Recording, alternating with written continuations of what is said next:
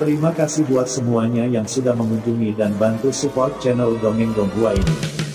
Semoga selalu dilancarkan usahanya, dimurahkan rezekinya, dan dimudahkan segala urusannya. Bagi yang baru bergabung, jangan lupa bantu subscribe. Aktifkan tanda lonceng. Klik like, komen, dan share channel Mimin ke penjuru alam semesta. Oke, mari kita kancutin ceritanya. The First Order, bab 551-560. Dongeng Donghua. Bab 551. Teacher and Student. Sejujurnya, Ren Xiaosu adalah orang pertama di hutan belantara yang bertemu seseorang yang bersedia menikahi orang lain. Lagi pula, semua orang tahu bahwa hutan belantara ini tidak sepenuhnya aman, yang disebut hati anti manusia sangat diperlukan, jika Anda mengubahnya. Anda tidak akan pernah membiarkan orang lain mengambil tumpangan. Tentu saja, tidak banyak orang yang berani mengambil mobilnya. Pria paruh baya itu tersenyum dan berkata, karena akan menuju penghalang ke-74, itu juga jalan yang mulus, tetapi kita harus mengubah tempat terpencil di tengah. Jika Anda tidak keberatan, kami akan membawa Anda ke penghalang ke-74. Ren Xiaosu berjongkok sejenak, lalu Yan Yan tersenyum dan berkata, oke, terima kasih. Remaja di perwira pertama juga berkata dengan antusias, naik bas. Ren Xiaosu duduk di barisan belakang. Tiba-tiba, dia mendengarkan musik di kaset di mobil. Bagaimana suara penyanyi begitu akrab? Setelah beberapa detik, Ren Xiaosu bereaksi. Bukankah ini suara Liran? Meskipun dia belum mendengar lagu Liran, suaranya dikenali dengan baik. Ketika saya sedikit, saya tidak tahu harus berkata apa. Saya jelas-jelas hanya berlari untuk menyembunyikan wanita itu sendiri. Akibatnya, saya bisa mendengar lagu orang lain. Ini benar-benar semacam hantu. Dalam perjalanan, Ren Xiaosu menemukan bahwa pria parubaya dan pria muda itu bukan hubungan ayah anak. Bocah itu memanggil seorang guru dan terlihat seperti seorang guru dan seorang guru. Pihak lain tidak meminta identitasnya, juga tidak bertanya apa yang akan dia lakukan di penghalang ke-74. Sepertinya dia hanya bersumpah untuk naik. Namun, sebelum orang parubaya secara khusus mengatakan bahwa mereka harus beralih ke tempat terpencil untuk melakukan sesuatu, yang membuat hati Ren Xiaosu waspada. Apa yang mungkin ada di tempat terpencil? Seluruh hutan belantara berpenduduk jarang, dan ini berubah menjadi tempat yang jauh, takut tidak perlu membawa Ren Xiaosu ke dalam perangkap. Namun, Ren Xiaosu tidak berbicara, tetapi bertanya dengan pelan, apa dua penghalang ke-74? Pria parubaya itu tersenyum dan berkata, kita sebenarnya hanya melewati penghalang ke-74. Jika kita tidak masuk, kita akan pergi ke gunung dan mengambil obat. Itu adalah gunung di sebelah barat penghalang ke-74.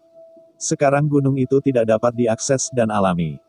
Ada lebih banyak bayi yang tumbuh. Ren Xiaosu penasaran apakah itu harta surga yang legendaris. Dalam kisah Ten Suo, ada kisah-kisah seperti kisah para dewa. Dalam kisah-kisah itu, Tianchai di bawah sangat membantu para praktisi. Ketika saya mendengar Ren Xiaosu bertanya, lelaki parubaya itu tersenyum dan berkata, tidak, saya berbicara tentang barang gunung, ramuan herbal biasa. Dan dapat membuat tidur siang murid-murid saya. Ren Xiaosu mengangguk, sepertinya pihak lain sedang berlatih keluarga. Ada pepatah lama yang disebut membaca buruk, belajar kaya wu, hanya karena membaca dapat membuat orang miskin mengubah nasib mereka. Tetapi orang yang tidak kaya tidak memiliki suplemen obat untuk melawan tubuh, tidak ada cara untuk berlatih seni bela diri. Bisakah orang lain pergi ke hutan tua di pegunungan, benar-benar hanya untuk mengambil obat? Ren Xiaosu tidak percaya. Pada sore hari, kendaraan off-road tiba-tiba melenceng dari jalan utama dan berlayar menuju hutan belantara yang lebih sunyi. Xiaosu duduk dengan tenang di barisan belakang. Tetapi wajahnya tidak memiliki ekspresi. Hanya suara rahasia, pihak lain mungkin harus memulai, apakah itu perampokan atau balas dendam, saya takut pihak lain telah merencanakan untuk waktu yang lama. Setelah parkir, pria parubaya itu memasukkan jari ke mulutnya dan bersiul, membiarkan Xiaosu cemberut dan membantu. Saat berikutnya, suara gemerisik terdengar di hutan di sebelahnya, diikuti oleh 4 atau 5 orang yang tampaknya jujur dan jujur. Para pengungsi mengejutkan orang-orang setengah baya, Li, Anda belum datang. Oke, obat-obatan ada di bagasi, dan dengan cepat bergerak turun, kata pria parubaya, yang dikenal sebagai Laoli, yang mengatakan, kali ini semua antibiotik ada di alam liar. Kamu paling kekurangan di hutan belantara. Siapapun yang siap membunuh pada saat itu tiba-tiba terpana, ia berpikir bahwa pihak lain telah membawa dirinya sendiri ke tempat itu untuk memudahkan tangan pihak lain. Hasilnya sebenarnya adalah mengirim obat kepada para pengungsi. Apa emigran, apa yang jelas Xiao-Xiao, dia memandangi hutan, tetapi lubang hitam tidak bisa melihat apa-apa. Laoli membuka bagasi, dan Xiao-Xiao melihat 2 karton di bagasi, yang hanya disegel dengan selotip. Salah seorang lelaki menyerahkan sekeranjang telur kepada Laoli, kami tidak punya apa-apa di sini, hanya telur-telur ini, ambil saja. Telurnya sebesar kepalan tangan. Sepintas, telur-telur liar yang telah berevolusi di hutan belantara benar-benar berbeda dengan ayam di penghalang. Dalam 2 tahun terakhir, hutan belantara sangat populer di penghalang. Siapa yang bisa meminta orang lain untuk makan permainan liar? Ini masalah memiliki wajah. Ketika Millet kecil pertama bisa menjual burung pipit, itu juga karena hambatannya bagus. Namun, telur liar lebih mahal dan mungkin tidak lebih mahal daripada antibiotik. Perlu diketahui bahwa obat dapat diubah pada tahun ini. Namun, Laoli tidak berhenti. Dia mengambil telur-telur itu dan menyerahkannya kepada magang di sekitarnya, aku masih bergegas ke penghalang ke-74. Aku tidak di sini untukmu hari ini. Apakah ada yang kamu butuhkan di sini? Saya bisa membawa Anda ketika saya kembali dari penghalang ke-74. Seorang pria yang diselamatkan ragu-ragu dan berkata, ini musim dingin. Ada beberapa anak di pegunungan yang tidak tahan terhadap pembekuan. Bisakah Anda membelikan mereka beberapa mantel kapas? Jika tidak nyaman, maka bahkan. Laoli bertanya dengan tegas, berapa banyak potongan yang kamu butuhkan? 12 buah. Ya, aku kembali ke kota pasar penghalang ke-74 di mana ada penjualan, Laoli tertawa. Pelacur itu tersenyum dan berkata, aku sangat malu, selalu menyusahkanmu. Tangan, Laoli tertawa. Saya tidak tahu berapa banyak uang yang sekarang ada di jaket kapas di kota pasar. Imigran bertanya, kami memiliki sejumlah tabungan di sini. Laoli menunjukkan bahwa telur-telur di lengan magang tersenyum, telur-telur liar ini sangat berharga, cukup.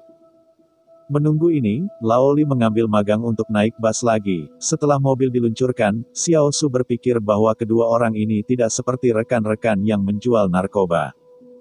Sekeranjang telur liar, paling banyak mantel katun, saya masih tahu lebih banyak tentang harga kota, apakah Anda hanya melakukan hal-hal baik?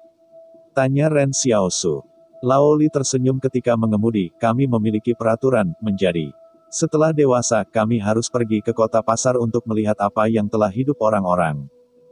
Ketika saya masih hidup, saya bahkan tidak bisa makan nasi setelah saya sampai di kota. Kelompok orang memberi saya makan. Kemudian mereka tidak tahan dengan eksploitasi konsorsium, dan hari-hari ketakutan di kota, mereka melarikan diri. Ren Xiaosu mengangguk. Ternyata memang begitu. Ada juga orang-orang jujur di kota. Semua orang di tempat itu diam-diam diterima, dan semakin mereka mendorong kesombongan para biksu, dan akhirnya tidak bisa menahan diri untuk melarikan diri dari kota pasar. Dan untuk bekerja untuk konsorsium, hanya akan ada satu gubuk di seluruh kehidupan, dan tidak ada yang menjadi milik mereka, bahkan komunitas pertanian akan menerima upah. Jadi beberapa orang lebih suka menjadi pahit di hutan belantara, dan mereka ingin menanam apa yang telah mereka besarkan. Bab 552, Ksatria ke-12. Pada awalnya, Ren Xiaosu berpikir bahwa kedua barang itu telah mengubah diri mereka ke tempat terpencil ini. Mereka harus melakukannya sendiri. Akibatnya, mereka tidak memikirkannya. Orang-orang asli melakukan hal-hal yang baik. Tapi apa identitas partai lain, bahkan di simpul tertentu untuk pergi ke kota untuk mengalami kehidupan rakyat? Pertama-tama, pihak lain haruslah orang di penghalang. Apakah orang yang luar biasa ditentukan? Ren Xiaosu mengamati bahwa pihak lain berjalan dengan stabil. Tidak ada serangan pada jalan biasa. Tampaknya rata-rata orang bukan orang biasa. Laoli memandang Ren Xiaosu dan berkata, apakah kamu orang yang fasih? Ren Xiaosu mengangguk, ya. Namun, Ren Xiaosu tidak menjelaskan banyak tentang yang lain, dan mengatakan lebih banyak kesalahan. Tetapi melihat Lao Li mengangguk, lagi pula tidak seperti penghalang tidak memiliki mata Anda. Ren Xiaosu bertanya-tanya, apa matanya sendiri? Karena hubungan antara obat-obatan, penundaan setengah hari, sehingga malam hari, mereka lebih dari 100 km jauhnya dari 74 penghalang. Lao Li memikirkannya dan berkata, apakah Anda ingin mencari tempat untuk berkemah? Mari kita pergi ke penghalang ke-74 besok pagi. Maaf, karena bisnis kami telah menunda perjalanan Anda. Ren Xiaosu menggelengkan kepalanya, saya sangat berterima kasih jika Anda bersedia menikah dengan saya. Saya tidak tahu kapan saya akan pergi ke penghalang ke-74. Kendaraan off-road Lao Li juga memiliki pot di belakangnya. Ketika Xiao Xiao pergi untuk membantu dengan hal-hal yang digunakan untuk memindahkan kam, ia menemukan bahwa waktu masuknya pihak lain ke gunung tidak boleh singkat. Itu hanya banyak bumbu, dan saya tidak tahu sisi lain ke barat. Apa yang kamu lakukan?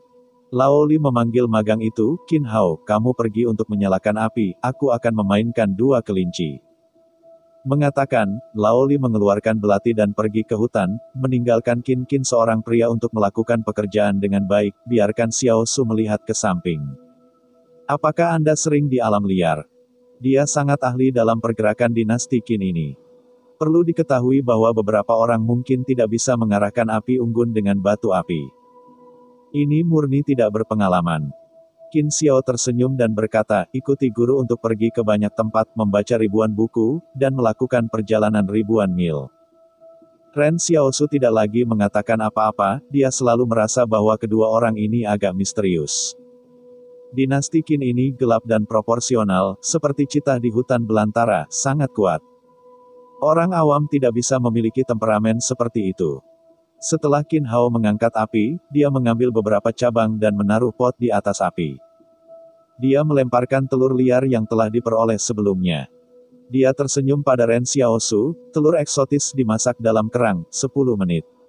Itu sudah dimasak, tetapi telur liar sudah 15 menit, tetapi aroma telur jauh melampaui ayam di penghalang. Sangat lezat. Pada saat ini, Lao Li kembali dengan 2 kelinci. Dia tersenyum dan berkata, burung pegar telah banyak berubah di padang belantara selama beberapa dekade. Tetapi ayam di penghalang tidak berubah sama sekali. Biarkan saya mengatakan bahwa mereka harus meletakkan penghalang. Mereka semua dihilangkan, memungkinkan penghalang untuk keluar dari zona nyaman sehingga manusia bisa tahu apa yang akan mereka hadapi di masa depan dan menjadi lebih mudah beradaptasi dengan dunia. Biarkan penghalang keluar dari zona nyaman. Ren Xiaosu mengenang kehidupan mereka yang tidak, tetapi dia tidak harus pergi kemanapun. Dia berkata kepada Lao Li, hambatannya tidak nyaman. Lao Li. Suasananya hening selama 2 menit, dan Lao Li tidak tahu bagaimana melanjutkan untuk menjemput. Namun, ketika telur liar baru saja dimasak, suara pawai tim tiba-tiba datang dari kejauhan. Ketika Xiaosu melihat jauh, dia bisa melihat lampu depan lebih dari 10 mobil yang bergetar di jalan. Ren Xiaosu dengan hati-hati memandangi tim, dan kemudian wajahnya tiba-tiba berubah. Dia menoleh dan berkata kepada Lao Li dan Qin Lan, itu, saya tidak mengambil langkah sebelum saya berterima kasih. Terima kasih atas perjalanan Anda. Dia berkata bahwa dia akan lari. Akibatnya, Lao Li berteriak di belakangnya, ayo makan 2 telur di jalan. Selama percakapan, Ren Xiaosu kembali dan mengambil telur liar di dalam panci dan melarikan diri. Lao Li dan Qin Xiao mengerutkan kening di belakang kepergiannya. Qin Yu dengan penasaran bertanya, guru, menurutmu siapa dia? Aku tidak tahu, toh itu tidak sederhana, kata Lao Li, temperamennya terkendali, bukan orang biasa, itu mungkin luar biasa. Lalu mengapa dia harus lari? Qin Yu tidak mengerti. Mungkin kali ini tim datang untuk mengejarnya. Lao Li juga bertanya-tanya, apakah ini terkait dengan apa yang terjadi pada 73 penghalang beberapa waktu lalu? Kembali dan tanyakan kepada Anda King Qi, yang mengikuti perusahaan pemadam kebakaran. Pergi ke penghalang ke-73 dan tanyakan apakah dia telah melihat remaja seperti itu. Saat berikutnya, tim yang ngebut berhenti di depan mereka, dan seorang wanita mengguncang jendela dan bertanya, apakah Anda melihat seorang remaja lewat di sini? Qin Lan perlahan menumbuhkan mulutnya, kamu. Liran. Liran menemukan bahwa dia dikenali, dan dia senang di dalam batuk, ya, saya. Begitu hasilnya selesai, dia didorong oleh orang di sebelahnya. Seseorang membuka pintu dan melompat ke bawah. Halo, nama saya Mu terpilih, saya seorang direktur. Pernahkah Anda melihat seorang remaja lewat di sini? Dia pergi ke penghalang ke-74. Kata-kata ini semua diminta kepada Qin dan Laoli. Mereka hanya berpikir bahwa tim ini mengejar Ren Xiaosu. Akibatnya, mereka menemukan bahwa itu tidak terjadi sama sekali. Seorang sutradara dan bintang wanita mengejar pantatnya. Apa yang dilakukan remaja itu? Pada saat ini, jalan Xiaosuki hampir terbuka di jalan. Bukankah dia mengatakan bahwa dia harus pergi setelah 5 hari? Bagaimana dia pergi setelah sekelompok orang ini pergi? Benar-benar hantu, tidak baik membiarkan diri Anda bersih selama 2 hari. Tampaknya pria tidak bisa terlalu tampan, atau mereka memiliki terlalu banyak masalah, Ren Xiaosu berpikir serius. Laoli memandang Liran dan Mu Liange dan tersenyum, maaf, aku tidak melihatnya. Apakah itu hilang di jalan? Mu Zuozu bertanya-tanya, dia tidak mengemudi, dia seharusnya tidak berlari begitu cepat. Terus mengejar, dia pasti punya cara untuk mendapatkan mobil, kata Liran. Saat tim berangkat lagi, meninggalkan Laoli dan Qin Hao, 2 orang dalam kekacauan angin. Guru, Anda mengatakan bahwa mereka mengejar bocah ini untuk kepentingan itu. Dan itu masih sutradara bintang besar, kata Qin tanpa kata-kata. Laoli terdiam beberapa saat, saya tidak tahu, ada hal-hal aneh setiap tahun, terutama tahun ini. Tapi gurunya, apakah kamu membohongi mereka? Tanya Qin. Yang tidak bisa berbohong di dunia ini, aku mengajarkanmu untuk jujur, tapi jangan pernah biarkan kamu tidak berbohong, kata Laoli sambil tersenyum, kedua hal ini tidak bertentangan. Apakah benar-benar tidak ada kontradiksi? Qin Yu mulai bertanya-tanya. Ya, jangan terlalu banyak berpikir, Laoli menambahkan sepotong kayu bakar ke api, mari kita mengisi ulang baterai Anda dan menemukan tebing di pegunungan. Ini adalah tantangan terakhir Anda. Pada saat Anda bebas, mendaki bukanlah perlindungan. Jika kau mati, ini adalah kematian putih. Itu adalah Ksatria ke-12. Bab 553, Kunci Dunia Tatanan Spesies Baru. Divisi Order dari Penghalang No. 61 telah sangat mengganggu baru-baru ini. Hambatan Wang selalu aman. Divisi Order hanya perlu menangkap penjahat sesuai dengan instruksi kecerdasan buatan. Oleh karena itu, Divisi Order selalu merupakan trik yang relatif santai. Pada awalnya, mereka tidak benar-benar mempercayai apa yang disebut sebagai kecerdasan buatan, kemudian semua orang menemukan bahwa kecerdasan buatan ini hanya dapat menyimpulkan siapa yang menjadi tersangka berdasarkan pemantauan yang terlalu kuat. Misalnya, dalam kecelakaan lalu lintas, mobil kecelakaan itu jatuh setelah menabrak orang-orang. Akibatnya, kecerdasan buatan menilai tinggi dan kebiasaan perilaku pihak lain sesuai dengan sudut putaran mengemudi pihak lain, karena ketinggian satu orang berbeda, itu akan berbeda. Perlahan-lahan, Departemen Ketertiban juga terbiasa mengganti penyelidikan mereka dengan kecerdasan buatan, dan hanya bertanggung jawab atas penangkapan. Kemudian, di Penghalang Wang, para penjahat menangkap dan menghukum. Dalam periode ketika kecerdasan buatan hanya ditelepon, penjara hambatan Wang tidak bisa diisi dengan tahanan. Awalnya mengatakan bahwa perlu untuk memperluas penjara yang lebih besar. Akibatnya, pejabat tinggi Wang secara langsung memerintahkan divisi hukum untuk menjatuhkan hukuman. Lebih dari 2.000 tahanan tewas semalam, dan ada lebih dari 1.000 pabrik khusus yang dikirim keluar Penghalang. Di tempat itu, aku tidak akan pernah kembali seumur hidupku. Ini secara langsung mengurangi tekanan pada penjara. Selama waktu itu, semua orang dalam bahaya. Setelah mencuri lebih dari 1.000 yuan, mereka langsung dihukum mati. Pertarungan di jalanan juga merupakan hukuman mati. Siapa yang berani melakukan kejahatan? Namun, selama waktu ini, Departemen Ketertiban sibuk lagi. Banyak orang datang untuk melaporkan bahwa anjing yang telah menyaksikan pintu tiba-tiba hilang. Ini bukan masalah 1 atau 2, tetapi lebih dari selusin hal. Departemen Pesanan segera berpikir, apakah itu penghalang? Datang untuk mencuri pencuri anjing. Indikator yang diberikan Wang kepada Departemen Pesanan adalah 100% dari tingkat deteksi kejahatan. Jika seseorang melaporkan kasus tersebut, mereka harus menyelesaikan kasus ini. Jika tidak, bonus akhir tahun akan hilang. Order 5 mengirim orang ke beberapa tukang daging anjing di penghalang, dan juga memeriksa pemantauan di luar toko anjing, dan tidak menemukan apapun. Apalagi kecerdasan buatan ini tidak memberi pesan, yang juga sangat luar biasa. Divisi pesanan mengirim anjing polisi. Ketika melewati jalan, anjing polisi tidak tahu mengapa dia tiba-tiba memutuskan tali dan melarikan diri, dan kemudian anjing polisi hilang. Hal ini membuat Departemen Ketertiban sangat jengkel. Sekretaris berteriak ke meja di kantor, Ordo Sima segera mengirim lebih banyak tenaga kerja. Dia pertama-tama melakukan pencarian karpet di tempat anjing polisi melepaskan diri dari tali, dan bahkan selokan tidak dilepaskan. Di selokan, tim dari divisi pesanan berjalan di atas air kotor yang berbau busuk.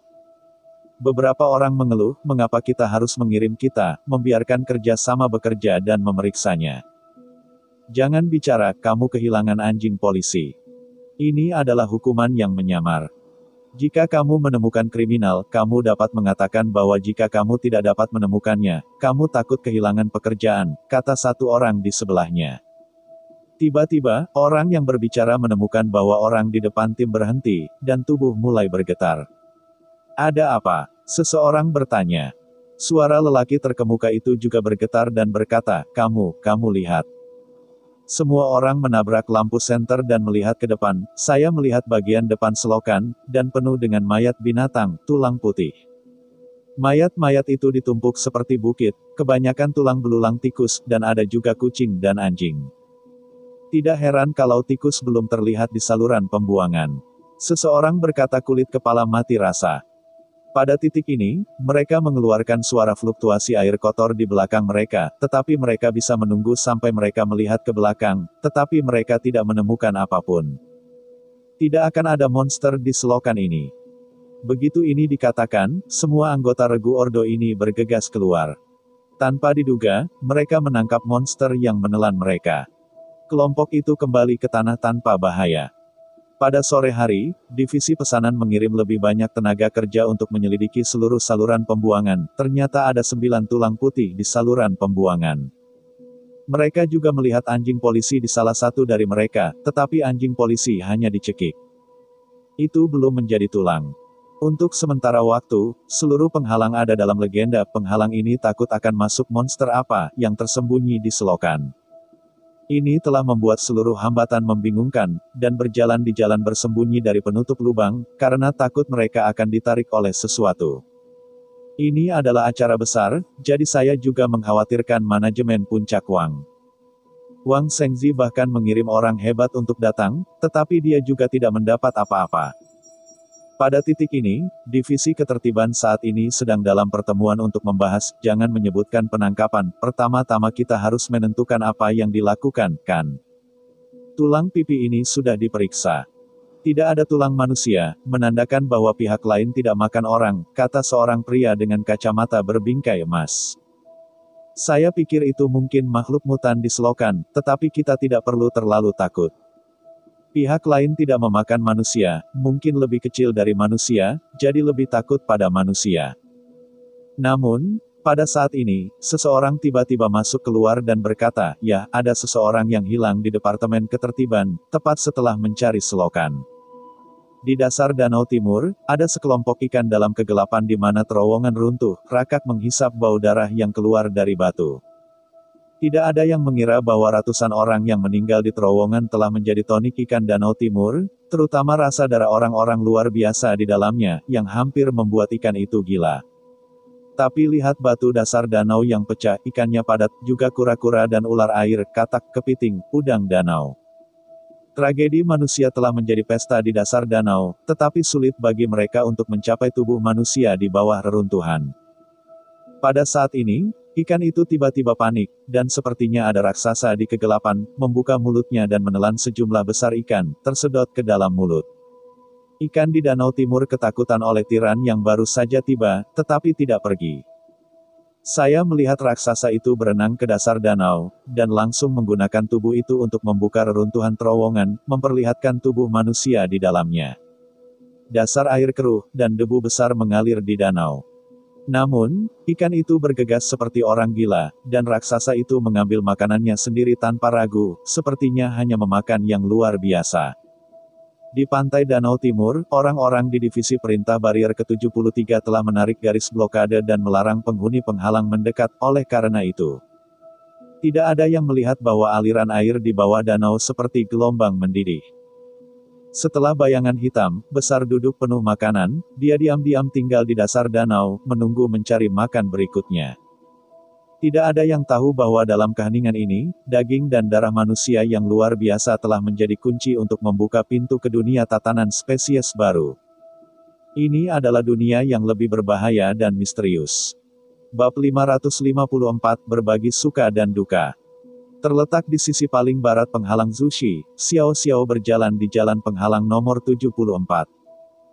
Jelas tidak ada yang namanya penghalang ke-73, dan saya tidak tahu mengapa pada saat ini, penghalang ke-74 telah menjadi perang, dan jalanan penuh dengan kendaraan militer. Menurut berita dari surat kabar sebelumnya, Zhou telah mengerahkan 2 brigade tempur untuk mencapai penghalang ke-74.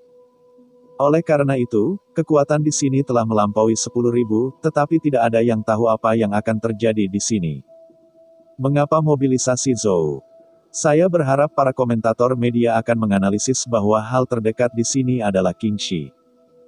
Jarak garis lurus antara Zhou dan Qingxi adalah lebih dari 500 km hanya karena penghalang gunung, maka kedua belah pihak belum berpotongan di masa lalu. Sekarang setelah para prajurit Zhou ada di sini, adalah mungkin untuk berjaga-jaga terhadap Qing. Lagi pula, Qing telah menyatukan seluruh barat daya dan menjadi kekuatan organisasi yang paling kuat di seluruh aliansi penghalang. Setidaknya dalam hal area-area yang diduduki, area tanah Qing adalah yang terbesar. Pada saat ini, suasana di penghalang ke-74 sangat tegang. Dan suasana penghalang sangat tegang, Ren Xiaoliu juga melihat tentara patroli mencari-cari biji-bijian dan toko-toko minyak dan langsung membeli biji-bijian di toko lain. Namun, pemilik toko biji-bijian dan minyak tidak menangis untuk hari itu. Toko biji-bijian dan minyak adalah milik industri Zhou sendiri. Penjaga toko itu hanya pekerjaan Zhou. Pada saat ini, semua makanan dipesan, dan mereka bahagia. Ren Xiaosu sedang berjalan di jalan. Tiba-tiba sebuah tim tentara patroli datang dan berlari ke Ren Xiaosu. Tepat ketika mereka lewat, patroli itu tiba-tiba menghentikan Ren Xiaosu. Sisi lain bertanya-tanya, "Kamu belum dewasa, aku mengerti. Dengan kartu ID penduduk Anda, pria dewasa sekarang harus menerima perekrutan sementara untuk bekerja." Petik 2. Ren Xiaosu berhenti di tempat, "Saya bukan orang dewasa, saya masih kecil." "Kalau begitu perlihatkan kartu identitas pendudukmu," kata patroli. Ren Xiaosu tidak menyangka bahwa dia akan menghadapi penyelundupan sedemikian rupa untuk menyelinap ke penghalang. Di masa lalu, bahkan jika penghalang Wang begitu ketat, tidak ada yang terjadi. "Paman, aku benar-benar tidak dewasa," kata Ren Xiaosu. Ketika dia berkata, dia melihat sekeliling dan melihat apakah dia memiliki kesempatan untuk berlari lurus. Akibatnya, ketika kata-kata selesai, pihak lain dikepung. Ada 7 atau 8 patroli di seluruh jalan. "Jika Anda bertarung di sini, saya takut itu akan diinginkan oleh seluruh kota." Tim patroli lainnya tidak melihat kartu identitas penduduk. Kapten mencibir keras-keras, "Jangan berani melihat kartu ID, itu pasti orang dewasa, tapi saya ingin melarikan diri dari perekrutan sementara, bawa pergi, ambil lokasi konstruksi." Mengatakan, sekelompok orang akan datang dan mendorong Xiao Su, salah satu dari mereka bahkan mengeluarkan borgol. Tiba-tiba, sederetan mobil di jalan bepergian dari kejauhan, dan sepertinya mereka baru saja memasuki penghalang. Ren Xiao Su melihat tim, dan sepanjang waktu itu tidak baik. Ini bukan mobil tim wisata. Hambatan ke-74 semuanya kejam. Bagaimana tim wisata bisa masuk? Dia menemukan bahwa tim wisata sangat beracun sehingga mereka dapat mengikuti mereka kemanapun mereka pergi. Tentu saja, dia tidak tahu, ini masih wajah Muelek. Di sisi Central Plains, saya ingin menjadi selebriti seperti Mu Elektra dan Liran. Saya akan memiliki beberapa wajah ketika saya pergi, dan para pemain di penghalang akan membantu. Liran tidak akan masuk. Kinerja ini tidak berwarna kuning. Setelah masuk, para pemain juga memberikan akun khusus. Hari-hari ini, mereka tinggal di hotel dan tidak keluar. Mereka tidak tahu apa itu kegilaan Zhou. Mereka merekrut pria dewasa di penghalang. Jika mereka tidak mengatakan bahwa para pemain membeli satu di penghalang, pejabat itu pekerjaan paruh waktu, kalau tidak dia harus bekerja di lokasi konstruksi. Arti penampilnya adalah menunggu waktu ini dan kemudian membuka konser. Saya tidak bisa mengerti Xiao Su, penghalang ke-74 itu seperti perkelahian, dan juga memainkan kentut menunjukkannya kepada para prajurit tidak akan memberikan tiket pertunjukan. Orang-orang di dalam mobil jelas melihat Ren Xiao Su, tetapi tim wisata tidak bermaksud berhenti. Ketika kendaraan itu lewat, Ren Xiao melihat melalui jendela ekspresi kesombongan Li Ran, dan tampaknya pihak lain telah menebak mengapa dia ditangkap. Li Ran merasa seperti hati yang besar. Dia seorang bintang. Dia mengetuk pintu-pintu Xiao Su di tengah malam dan masih terpana. Kedua kalinya dia tidak membuka pintu untuk dirinya sendiri. Mungkinkah ini kesabaran? Jadi sekarang Li Ran melihat bahwa Ren Xiao Su sementara waktu dipindahkan untuk bekerja di lokasi konstruksi, dan dia hampir senang mati. Di sini, Xiao Su memandangi tim dan melewatinya. Li Ran juga memandang ke mobilnya sendiri. Ren Xiao Su berkata kepada tim patroli di sebelahnya, apakah Anda memiliki tugas merekrut pekerja? Apakah Anda perlu melengkapi indikator yang diberikan para pemimpin kepada Anda? Kurang omong kosong, kata Kapten Patroli, tidak baik mengatakan apapun sekarang. Ren Xiao Su tiba-tiba menunjuk ke tim dan berteriak, di tim itu, aku melihat banyak pria dewasa dari jendela. Fang Zi. Patroli itu menoleh ke belakang ke kendaraan itu dan bertanya kepada prajurit-prajurit lain, apakah Anda tahu mobil-mobil ini, apakah itu orang besar? Tidak, aku tahu mobil lelaki besar itu. Aku bisa membacanya di nomor plat, kata seseorang. Akibatnya, 10 menit kemudian, Fang Zi dan yang lainnya mengikuti Millet kecil dan ditekan untuk pergi ke lokasi konstruksi. Di seluruh tim tur, hanya Muelek tidak ditangkap, dan sisanya semua ditahan secara brutal oleh pasukan patroli. Saya mengubah pasukan saya yang biasa, saya khawatir saya tidak akan melakukan ini. Namun, komandan batalion yang bertanggung jawab atas patroli masih merupakan anak dari keluarga Zhou. Dia akan menempatkan sutradara aktor di matanya, dan ini bukan sutradara dan aktor. Apakah hanya beberapa anggota staf?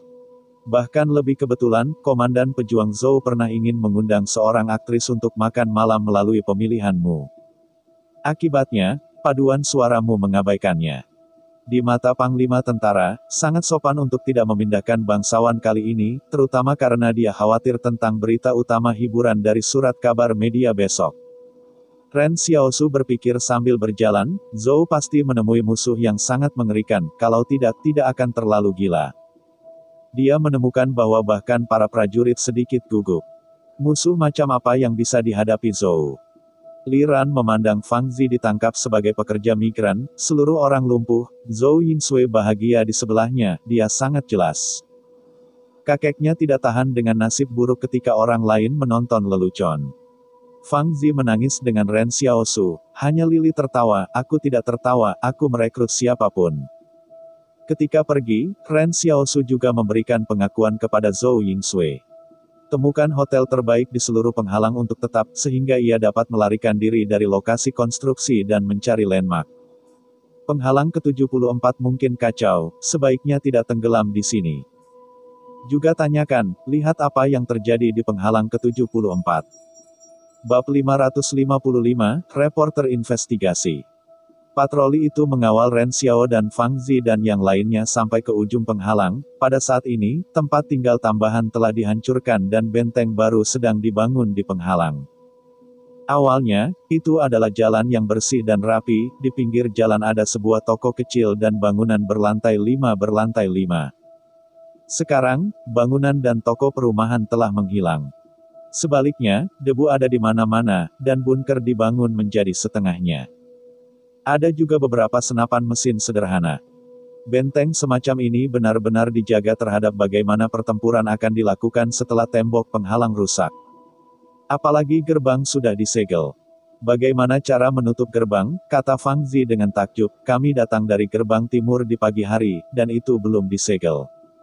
Mereka terletak di utara penghalang, ada 4 gerbang di penghalang, gerbang di sisi utara telah sepenuhnya ditutup oleh bahan-bahan seperti beton, ada yang melihat Xiao Su. Dan bahannya belum mengering, sepertinya 2 hari ini hanya 2 hari. Baru disegel. Tidak ada seorang pun di tim patroli yang menjawab mereka, dan Ren Xiaosu berpikir, aku takut itu akan hancur, atau mengapa tidak ada yang bisa menutup gerbang.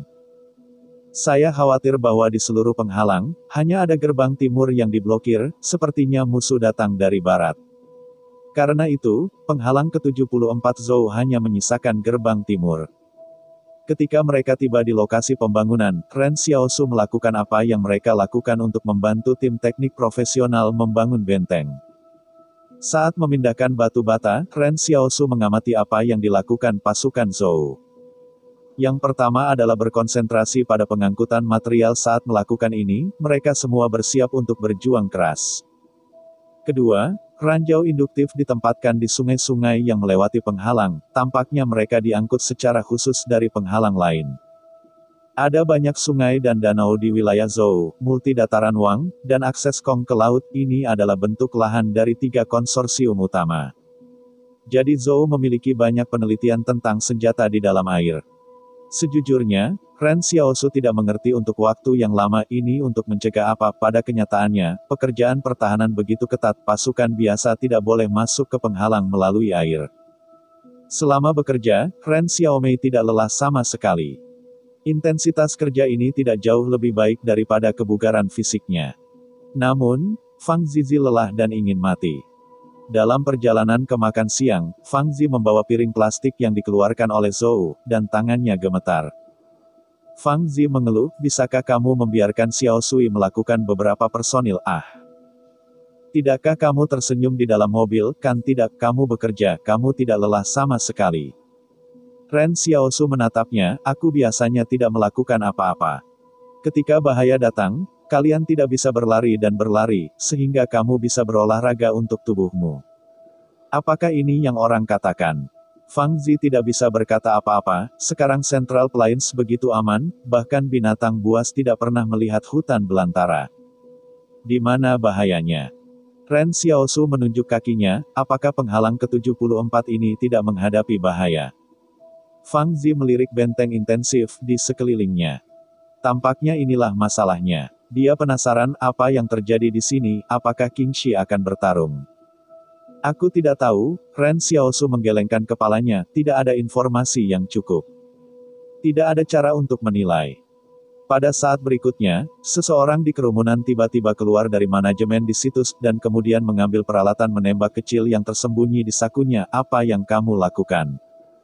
Pria yang diusir itu berkata dengan bangga, saya seorang reporter investigasi untuk mencatat apa yang Anda lakukan. Anda menyerukan penghuni penghalang untuk bekerja sebagai pekerja migran, tetapi tidak ada artinya menyelesaikan upah. Akibatnya, manajemen di lokasi konstruksi menghentikan reporter, dan kemudian pergi ke pergola untuk memberinya makanan yang lebih baik, tetapi peralatan menembak reporter diambil. Ren Xiaosu dan Fang Zi melihat ke kejauhan. Saya melihat bahwa manajer telah mengirim seseorang untuk mengambil amplop merah dan menyerahkannya kepada reporter. Reporter langsung menerimanya dan tidak pernah menyebutkan penyelidikan. Fang Zi membantu kacamatanya, ini jelas bukan reporter investigasi media. Sama sekali tidak sulit. Amplop merah akan dipecahkan. Ren Xiaosu penasaran. Reporter ini datang, saya takut ada banyak reporter di Central Plains dengan tujuan pemerasan. Mereka pergi untuk menyelidiki beberapa kekacauannya, hanya ingin mengumpulkan paket merah, jelas Fang Zi. Ternyata, saya harap media. Saya mendengarkan apa yang Anda maksud, saya harap media tidak sama. Tanya Ren Xiaosu. Itu berharap bahwa pemimpin redaksi media itu adalah seorang reporter investigasi sebelumnya, kata Fang Zipei. Untuk melaporkan apa yang dia lihat dan dengar, hasilnya adalah koran tidak berani mengambilnya. Sampai saat ini, dia pergi mencari Su Wei dari grup King He. Pada saat itu, Su Wei baru saja mengambil alih grup King He. Saya mendengar bahwa Su Wei mengikuti ini. Begitu pemimpin redaksi sudah terlihat, Su Wei mengatakan bahwa karena tidak ada laporan dari surat kabar, kami akan melaporkan kepada diri kami sebagai surat kabar, dan ini akan berharap media. Ren Xiaosu mendengarkan dengan senang, dan Fang Zi terus menghela nafas. Tentu saja, ini hanya sebuah cerita yang aku tidak tahu harus diedarkan di mana, tapi kuharap media selalu bekerja keras. Hei, aku juga punya kartu per. Fang Zi kembali ke masa ini. Dulu ia memiliki kartu per sebelumnya, tetapi tentu saja ia tidak ingin menjadi reporter, tetapi ia adalah asisten untuk Li Ran. Ia seorang reporter dan ia adalah pekerjaan yang baik. Banyak asisten bintang yang besar. Identitas tumpukan semua dibeli. Fang Zi mengaduk-aduk dompet. Dia ingin menunjukkan kartu per, tetapi dia tidak bisa bekerja. Jangan katakan hal lain, itu tidak harus bekerja untuk menjadi hal yang paling penting. Fang Zi mengeluarkan kartu dengan fotonya dari dompetnya dan berteriak kepada orang di lokasi konstruksi, aku. Hasilnya belum selesai, kartu per diambil oleh Xiao Xiao, tidak, kamu belum. Fang Zi. Ren Xiaosu berbisik, aku akan membawamu kembali ke penghalang untuk menemukan Li Ran malam ini. Kamu dibawa pergi sendirian. Ketika kita pergi, kamu akan ditinggalkan sendirian di lokasi konstruksi. Apakah kamu bersedia? Fang Zi akan curiga, kamu ingin membawa kami pergi. Apakah kamu pikir aku bersedia bekerja di sini? Yakinlah, hambatannya sangat besar, bahkan jika kita berlari, Zhou tidak punya energi untuk pergi ke kota untuk memburu kita. Ren Xiaosu menatapnya, tapi sebelum kamu pergi, masih ada sesuatu yang harus dilakukan, yaitu subscribe channel Dongeng Donghua ini. Dalam ingatan Ren Xiaosu, tim wisata membawa persediaan yang cukup bagi setiap orang untuk makan selama 2 hari, dan penghalang ke-74 jelas harus bertarung. Semua makanan dikumpulkan di tangan pasukan. Jika Anda tidak mendapatkan persediaan, saya takut setelah 2 hari, keseluruhan tim tur lapar. Bab 556, hanya iman dan matahari dan bulan yang abadi. Di antara gunung-gunung dan gunung-gunung di barat, jejak-jejak peradaban manusia sepenuhnya terhapus di sini oleh tanaman. Lao Li mengambil pagi Qinlan dan menginjakan kaki di pegunungan. Kedua pria cepat-cepat pergi melalui pegunungan dan pegunungan. Bagi mereka, pegunungan itu seperti datar. Ketika keduanya tiba di ngarai selebar 6 atau 7 meter dengan kecepatan tinggi, mereka melihat bahwa keduanya seperti kucing, dan mereka terbang di mata tanpa mata. Ngarai semacam ini tampaknya tidak ada di mata mereka. Pada saat ini, Qin Hao memiliki semacam semangat kepahlawanan yang menaklukkan alam. Tetapi guru selalu mengatakan kepadanya bahwa alam tidak mungkin ditaklukkan oleh manusia, yang harus dilakukan oleh ksatria adalah melebur ke alam dan menjadi makhluk unik di alam ini. Seperti yang dikatakan Lao Li kepada Ren Xiaosu, ia selalu menyarankan agar manusia keluar dari penghalang untuk beradaptasi dengan dunia, atau mereka hanya akan dihilangkan. Dia melakukannya sendiri. Perlahan, keduanya perlahan-lahan mendekati lokasi target, dan kekuatan fisik Qin berangsur-angsur dikonsumsi. Lao Li menghentikan langkah dan tersenyum, kamu bukan ksatria sungguhan, dan kamu harus menghemat energi. Kali ini kamu harus mendaki secara vertikal. Tebing itu 600 meter, dan tidak mudah untuk memikirkannya. Guru, harus memanjat begitu tinggi, kata Qin sambil tersenyum, tidak ada perlindungan. Jika kamu jatuh, kamu akan pergi. Lao Li tidak peduli, bagaimana kamu bisa takut akan kematian kavalir. Ini kepercayaannya. Lagi pula, ketinggian 600 meter disimpulkan oleh para ksatria sebelumnya. Mengapa tidak mendaki 500, tidak memanjat 700? Hanya 600. Buka belenggu tubuhmu, jadi jangan biarkan kamu memanjat lebih. Kamu harus tahu bahwa kavalir memanjat tahun itu, tapi lebih dari 900 meter kemuliaannya, kamu dan aku tidak bisa mendapatkannya, tetapi ketinggian 600 meter tidak kurang. Kurang dari 1 meter tidak. Ksatria di Liko Lama adalah pendiri grup King He. Hari ini, para ksatria adalah semua orang yang percaya pada ksatria. Mereka akan menaklukkan alam dan mengintegrasikan alam ke dalam kepercayaan mereka sendiri, memperlakukan ksatria sebagai milik mereka. Iman, selalu mencari keturunan ksatria. Apa yang disebut rahasia pembukaan ksatria dari kunci genetik tubuh adalah dalam proses menaklukkan alam dan melebur ke dalam alam. Itulah 8 tantangan misterius. Di antara mereka, ada lonjakan yang kuat, yaitu, lintas negara pegunungan. Ada juga kelahiran langit, yaitu terjun payung. Jiwa air adalah selancar terbaik. Lonjakan angin adalah penerbangan bersayap. Hari ini, hanya ada satu yang tersisa di dinasti Qin, gravitasi 600 meter tanpa perlindungan, panjat bebas. Faktanya, Kavalir tidak tahu bahwa rahasia ini diketahui oleh komunitas kecelakaan. Mereka hanya tidak mempublikasikannya. 8 tantangan ini harus diselesaikan oleh orang-orang biasa untuk benar-benar membuka belenggu dalam tubuh. Dalam proses ini, jika itu bukan cinta dan iman yang ekstrim, tidak mungkin untuk menyelesaikan 8 tantangan, jika seseorang menyelesaikannya. Secara alami akan menjadi seorang ksatria yang percaya, karena mereka telah menyelesaikan 8 item dan melihat ksatria itu cahaya itu juga akan mengerti bahwa ada gunung lain selain kehidupan. 8 tantangan ini, yang masing-masing seperti pintu hantu, harus mampu melewati ambang ini. Lao Li menatap wajah muda Qin Yan dan penuh semangat, seperti dirinya 15 tahun yang lalu. Sekarang dia berusia 38 tahun, dia tidak lagi muda, meskipun fungsi dalam tubuhnya membuatnya kuat setelah membuka kunci genetik, pikirannya pasti akan berbeda. Anggota Kavalir yang lain mungkin mirip dengannya. Keinginan saat ini adalah untuk menemukan keturunan ksatria. Mereka tidak memiliki kesempatan untuk melihat ksatria, tetapi mereka ingin melihat keturunan pihak lain. Apakah ada ksatria-ksatria?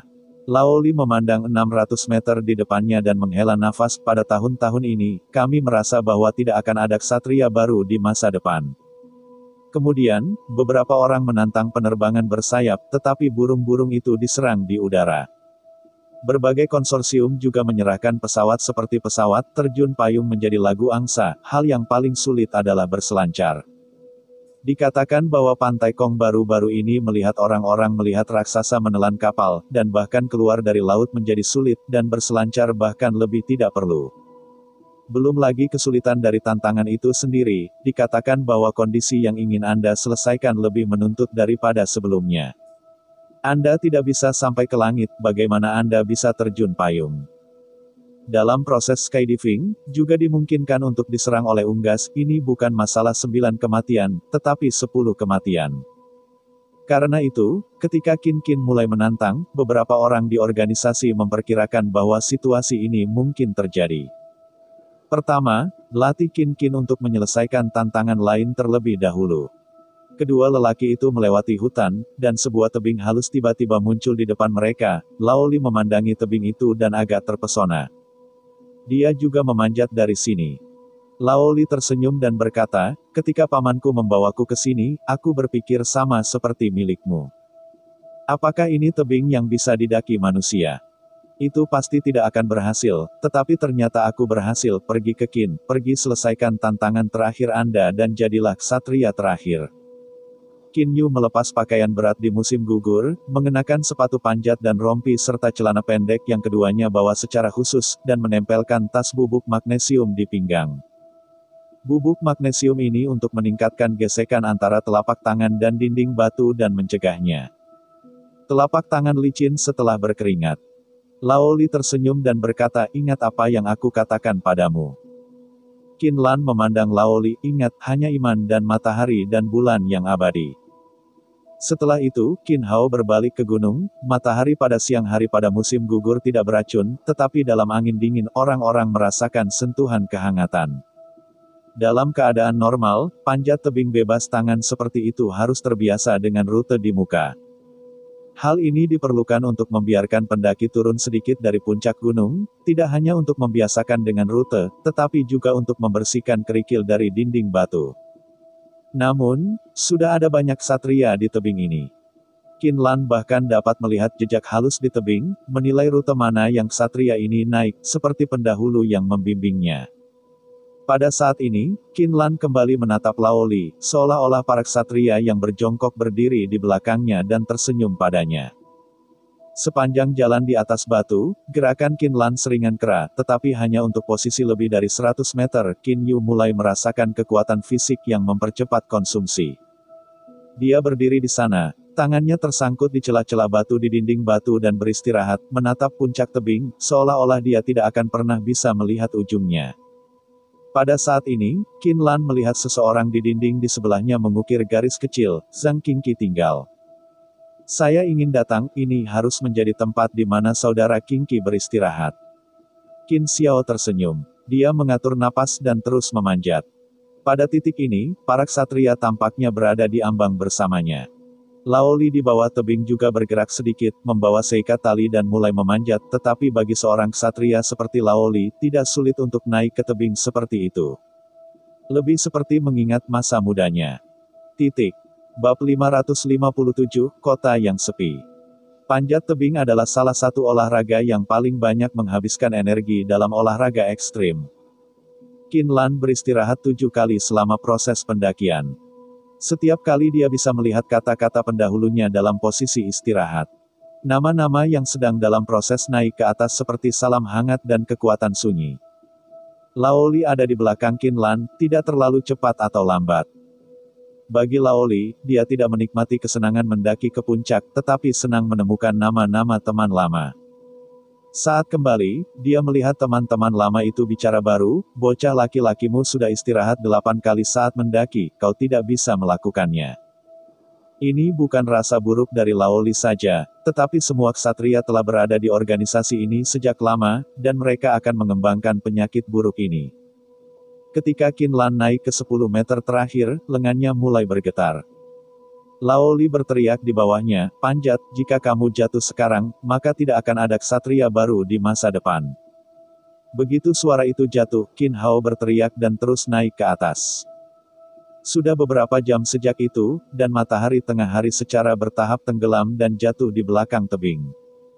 Angin di pegunungan, saya tidak tahu di mana angin menghantam pakaian dua orang bertiup berburu, Qin Hao memanjat sepanjang jalan, seolah-olah mengejar memudar yang tersisa. Laoli tidak membantunya, karena setiap jalan ksatria harus dilewati seorang diri. Saya ingat bahwa ketika ksatria baru saja mendirikan organisasi ini, dia pernah berkata kepada seorang pendahulu tua bahwa saya hanya menemani Anda untuk perjalanan di sepanjang jalan. Saya tidak pernah mengajukan pertanyaan sejak itu. Pada saat ini, telapak tangan kanan Qin Hao sudah menggenggam tepi tebing. Dia mencoba kekuatan terbaiknya dan mengambil tangan kanan sebagai titik kekuatan. Dia menarik seluruh tubuh, tetapi dia membanting di atas tebing dan tiba-tiba melihatnya. Atas ini memiliki huruf yang padat. Hukuman itu dihiasi dengan nama, Zhang Qingqi, Li Yingyun, Huang Xiaoyu, Wen Meng, Wu Dingyuan, Luo Yunxiu, Su Wei. Nama yang akrab ini cukup untuk 32 orang.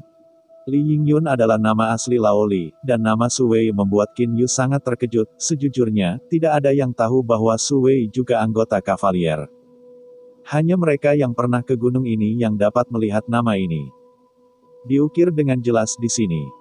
Kata-kata semua orang adalah sama, hanya kepercayaan dan matahari dan bulan tidak dihancurkan. Qin Lan tiba-tiba berhenti, dan dia menemukan bahwa beberapa orang telah mengukir 4 karakter di depan, tetapi tidak meninggalkan uang. Selamanya remaja.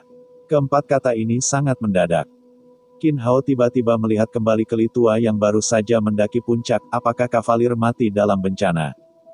Laoli tersenyum dan menggelengkan kepalanya dan berkata, aku tidak tahu, aku benar-benar tidak tahu. Qin Lan melihat kembali kata-kata remaja kekal ini adalah tempat di mana para pendahulu ksatria menemukan tantangan yang paling cocok setelah bencana. Tapi mengapa karakter muda selamanya ini akan muncul di sini? Nama-nama ksatria dari generasi yang lalu ada di sini, tetapi para remaja tidak pernah menetap, dan organisasi ksatria ini sebenarnya bukan ksatria 32. Jika Anda menghitungnya, itu harus 33. Laoli berkata di samping, pemandangan Anda seharusnya tidak di depan Anda. Dinasti Qin muda tiba-tiba menengadah ke sisi barat langit, cahaya matahari terbenam senja ditransmisikan dari awan yang jauh, awan yang megah tiba-tiba terbuka cahaya keemasan. Seperti lautan cahaya. Pada saat ini, tubuh Qin Xiao muda tiba-tiba menjerit, dan Li tersenyum nyaman. Tampaknya ada belenggu dalam dinasti Qin yang dibuka. Kekuatan besar dan kuat itu bagaikan semburan air yang mengalir deras ke dalam tubuh. Laoli tersenyum dan berkata, Qin Wei, ksatria terakhir. Tiba-tiba, tembakan datang dari pegunungan di kejauhan. Laoli dan Qin Hao memalingkan kepala dan memandang mereka. Setelah tembakan, manusia menjerit.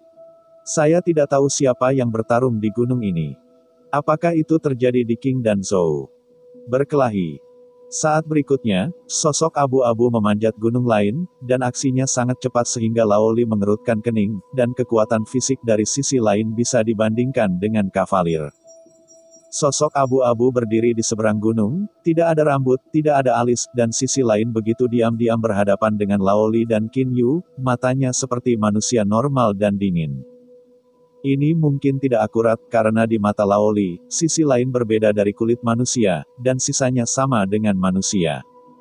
Tubuh eksperimental. Otak Li yang lama segera meng-flash kata-kata itu. Mereka telah mendengar tentang tubuh eksperimental. Lagi pula, tubuh eksperimental telah berada di barat daya untuk waktu yang lama. Namun, Laoli tidak mengerti ini adalah Central Plains, bagaimana mungkin badan eksperimen tiba-tiba datang ke sini. Dan bukankah tubuh eksperimental merangkak di tanah, seperti makhluk yang merayap?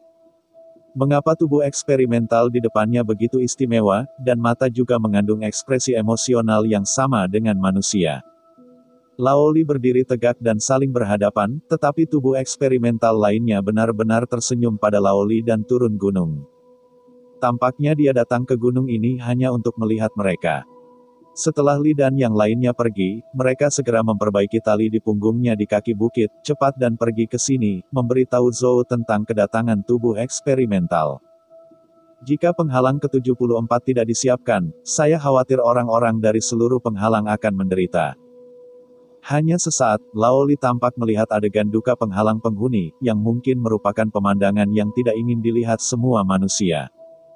Tepat sebelum turun gunung, Laoli juga melihat ke belakang secara khusus, tetapi melihat bahwa tubuh eksperimental yang padat di lembah yang jauh menyerang dengan gila-gilaan. Dan jumlah gunung dan dataran hampir puluhan ribu. Rao adalah Laoli, orang yang berpengetahuan luas yang juga merasa kesemutan, betapa jumlah tubuh eksperimental telah berubah begitu banyak. Anda hanya bisa berdoa agar penjaga pertahanan ke-74 sudah cukup. Laoli dan Qin Lan bergegas menuju penghalang ke-74, tetapi hati Qin Hao baru saja menghilang karena kegembiraan menjadi seorang ksatria. Ketika penghalang itu di bawah, Laoli tidak menyembunyikan, langsung menunjukkan kesatriaannya, dan kemudian mengatakan kepada pasukan Zhou, di belakangnya adalah badan eksperimental yang diikuti. Jumlahnya sangat besar, perkiraan konservatif juga 6.000. Tetapi saya belum mengatakan dua kata. Pasukan Zhou tiba-tiba menerima berita bahwa brigade tempur yang datang dari penghalang ke-73 datang ke sisi ini dan menderita serangan dari badan eksperimen. Pada saat ini, korban sudah setengah jalan dan mereka mundur kembali ke penghalang ke-73. Di jalan, karena langit sudah gelap, brigade tempur bahkan tidak bisa mengetahui jumlah badan eksperimental yang menyergap mereka. Sebelum tidak ada informasi yang akurat, pasukan penghalang ke-73 hanya bisa menunggu lebih banyak pasukan untuk berkumpul dan kemudian kembali untuk mendukung. Dengan kata lain, penghalang ke-74 akan menjadi kota yang terisolasi setidaknya dalam 7 hari. Laoli berkata dengan serius, badan percobaan di belakang kami tidak mungkin berjalan lebih cepat daripada kami, jadi ini adalah badan eksperimental lain yang menyergap pasukan Anda, satu timur dan satu barat, dan penghalang. Jika ini masalahnya, maka kami akan bersiaplah, jumlah badan eksperimental mungkin lebih dari 10.000. Petik 2. Bab 558, pergi atau tinggal. Ketika Laoli dan Qin Hao memanjat tebing dengan tangan kosong, semuanya sudah terlambat, dan mereka kembali ke penghalang ke-74 untuk menginformasikan berita, dan sudah larut malam. Berita tentang serangan terhadap bala bantuan penghalang nomor 73 kembali. Pasukan Zhou semua diam. Laoli bertanya, karena pesan King telah disampaikan kepada Anda, mengapa tidak menyesuaikan beberapa pasukan? Akibatnya, kepala Zhou dari pasukan batalion ke-74 menjawab, saya awalnya ingin mengerahkan lebih banyak pasukan. Dapatkah penghalang ke-73 tidak menjadi kecelakaan? Siapa yang bisa memikirkan ini? Jika bukan penghalang ke-73, peristiwa jatuhnya Danau Timur pasukan pendukung telah datang sejak lama. Laoli tiba-tiba terdiam, karena ini sebenarnya adalah keikutsertaan para ksatria mereka. Meskipun hanya satu orang yang telah tiada itu terlibat, jadi jika Anda benar-benar ingin mengatakannya dengan ketat di penghalang ke-73. Semua motif tersembunyi adalah kaki tangan dari tubuh eksperimental ini. Tentu saja, Lao Li akan berpikir begitu, orang lain tidak akan berpikir begitu. Sebagai contoh, Ren Xiaosu merasa bahwa ini disebabkan oleh api dan kuil anjing, dan ia memiliki hubungan kentut dengan dia. Tepat pada tengah malam ini, ketika sudah waktunya tidur, pasukan Zhou menarik semua prajurit ke benteng, hanya menyisakan sebagian kecil dari rotasi. King memberitahu intelijen Zhou bahwa ketika mereka pertama kali menghadapi beberapa ribu tubuh eksperimental, mereka sudah mengalami sakit kepala, kekuatan otot-otot kulit tidak dapat dikenakan bahkan dengan peluru. Tetapi kecepatan lawan sangat cepat, mudah untuk mengebor ke sudut lapangan tembak Anda, dan saraf reaksioner dari tentara biasa tidak dapat mengimbangi gerakan mereka. Ketika kecepatan dan kekuatan lebih dari 2 atau 3 kali, di medan perang orang-orang biasa akan merasa dihancurkan. Sepertinya pasukan rakyat biasa sedang diperlambat, sementara pihak lain berada pada kecepatan normal. Jika Anda bermain dengan cara ini, bahkan jika Anda memiliki senjata panas, Anda akan kehilangan banyak. Meskipun Anda dapat membunuh banyak badan eksperimental, orang tidak peduli tentang korban, mengambil penghalang Anda, dan menggunakan penghuni Anda untuk mengisi kerugian mereka. Lao Li melirik Qin Yu dan berkata, "Setelah kamu menjadi seorang ksatria, kamu harus segera pergi ke kota pasar selama setahun, kamu tidak bisa menggunakan kemampuanmu. Kamu bahkan tidak bisa menggunakan kemampuan hutan belantara yang aku ajarkan padamu, tapi sekarang kamu dalam bahaya. Biarkan saya membantu saya dengan pertahanan minggu ini melawan musuh asing." Qin Hao mengangguk, dia mengerti beratnya. Pada saat ini, tidak ada orang di kota pasar di luar hambatan, bahkan orang-orang terlantar pindah ke hambatan untuk membangun benteng. Ini mungkin pertama kalinya orang-orang terlantar telah memasuki hambatan, tetapi mereka juga telah dibawa dengan cincin kaki yang dapat diposisikan. Ketika perang berakhir, orang-orang ini akan dibawa keluar. Pada saat ini, Ren Xiaosu sedang bergerak diam-diam ke pinggiran lokasi konstruksi bersama Fang Zi dan yang lainnya. Dia berbisik, "Hal-hal berharga apa yang ada di sana?" Fang Zi mengangguk, "Kami memiliki uang tunai 30.000 yuan dan 5 jam tangan." Ketika dia berbicara, wajah Fang Zi adalah ekspresi yang menyakitkan. Untuk mengetahui bahwa arlojinya sendiri sangat mahal, dan dia membeli lebih dari 200.000. Akibatnya, Ren Xiaosu pertama kali menggunakan arlojinya untuk mengganti setumpuk biji-bijian. Kepala yang bertanggung jawab atas makanan itu tertawa dan tertawa. Lagi pula, makanan ringan ini bukan miliknya sendiri. Mereka adalah penghalang Zhou. Mereka bisa mengambil sedikit makanan untuk arloji. Tidak menyenangkan. Saya mengganti 10 kantong makanan, setidaknya cukup bagi mereka untuk makan selama setengah bulan, tetapi Ren Xiaosu tidak masuk ke dalam ruang penyimpanan, biarkan Fang Zizi membawa mereka.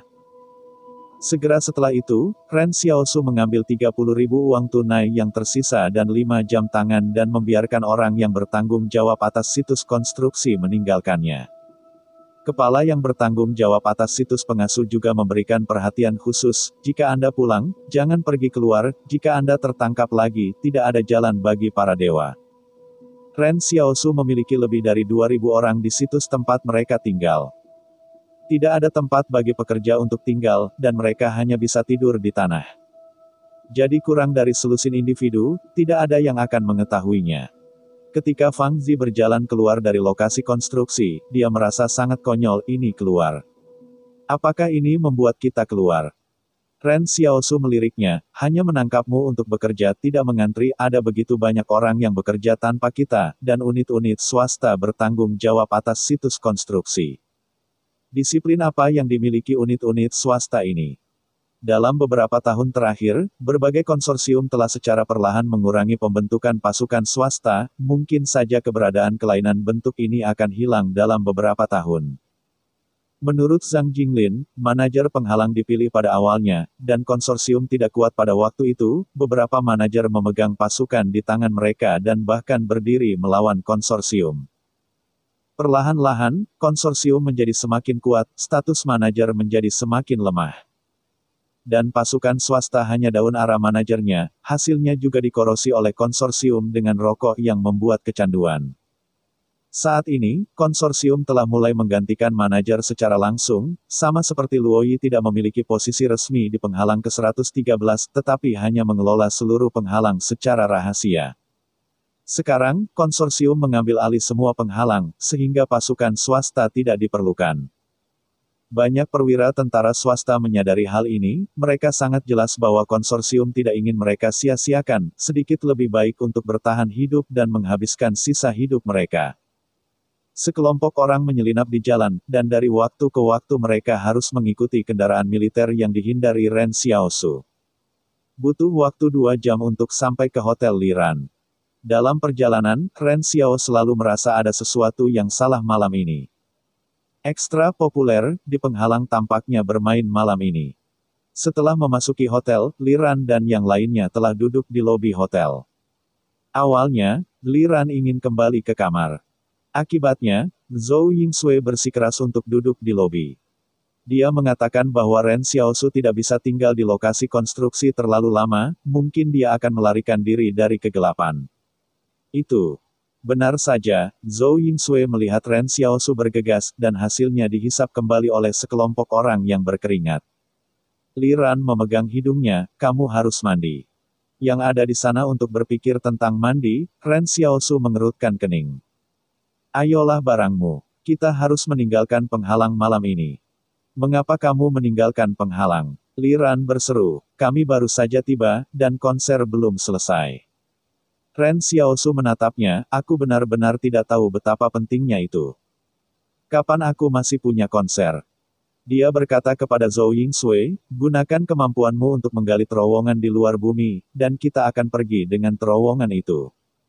Otentik. Fang Zi ragu, seberapa lebar terowongan itu. 1 orang lebar, Ren Xiaosu memandang Fang Zi. Bagaimana dengan pembicara dan instrumen kita? Fang Zi berseru, instrumen itu, sebuah trompet bisa jadi 10.000. Semua kata-kata ini diceritakan kepada Ren Xiaosu, instrumennya sangat mahal. 10 prajurit di dataran sebelahnya berkata. Saya pikir kita tidak harus pergi, bahkan jika King dipanggil, tidak akan menjadi penghuni penghalang, kita akan tinggal di hotel dengan ketenangan pikiran, jangan takut. Saya akan bernegosiasi dengan mereka sebagai petugas Wang. Mereka pasti akan membiarkan kita pergi.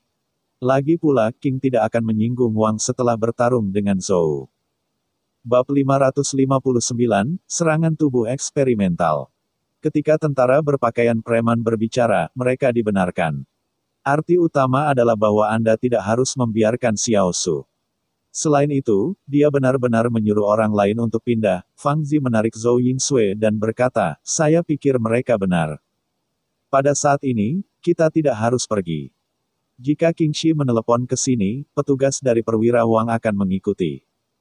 Mereka sedang bernegosiasi, dan tentu saja tidak akan ada masalah. King Shi tidak harus menjadi musuh dari seluruh dataran tengah. Fang Zi tidak mengatakan kepada Ren Xiaosu, tetapi malah berkata kepada Zhou Yingsui, karena Ren Xiaosu adalah asisten Zhou Yingsui, dia pasti mendengarkan Zhou Yingsui. Biarkan saja Xiao Xiaoyi mendengarkan pihak lain dan mengatakan ini, dan gasnya tidak akan mengenai satu tempat. Jika itu benar-benar disebut King, tidak apa-apa, dia takut musuh itu bukan King. Jika King menduduki penghalang ke-74, maka dia akan berlari kentut untuk Xiaosu, dapatkah dia berjalan menyamping di penghalang, dan kemudian dia akan menggunakan perwira Wang untuk bernegosiasi. Dan dia akan menjadi perwira muda dari tugas aktif King. Apakah itu? Pada awal posisi 313, Ren Xiaosu membantu King Qi mendapatkan peta pertahanan, dan seberapa besar ia membantu Luo Hao sebelum dan sesudah. Luo Hao mengatakan bahwa ia akan memberinya jurusan yang harus dimainkan, Ren Xiaoyan menolak, pejabat itu tidak, setelah uang itu akan diberikan. Luo Wei mengatakan bahwa dia akan menyimpannya untuknya, dan dia ingin pergi ketika dia ingin pergi. Ren Xiaosu memandangi petugas berpakaian preman yang bersumpah seolah-olah mereka bisa berbicara di depan King Shi. Yang paling ditakuti Xiaoxi adalah bahwa itu bukan King Shi. Lagi pula, Luo Hao baru saja menyerahkan Zhou, dan dia juga mengerti bahwa King bukan orang yang suka mengambil inisiatif untuk meluncurkan perang. Zhou tidak menyatakan perang terhadap King, dan King akan diam dan membiarkan para prajurit melakukan perjalanan 500 km ke dataran tengah. Itu berisik. Pada saat ini, lonceng tiba-tiba berbunyi di penghalang ke-74 dan Xiao Xiao tertegun. Dia bertanya kepada Zhou Yingsui, lonceng dataran tengah, dan makna barat daya dan barat laut. Zhou Yingsui berbisik, satu artinya, semua penghalang berbahaya. Namun, ada patroli mengemudi di luar, dan ada klakson besar di mobil berteriak, semua penghalang penghuni berada di rumah, jangan sampai pintu bergerak. Jika Anda menemukan makhluk yang tidak dikenal, tolong beritahu tentara Zhou sesegera mungkin melalui telepon. Nomor 077. Rumah-rumah penduduk penghalang pada dasarnya adalah telepon rumah, mereka terhubung ke telepon, mereka juga digunakan ketika Xiao Su membuka apotek. Setelah Ren Xiaosu mendengar kata-kata dari pihak lain, wajahnya tenggelam.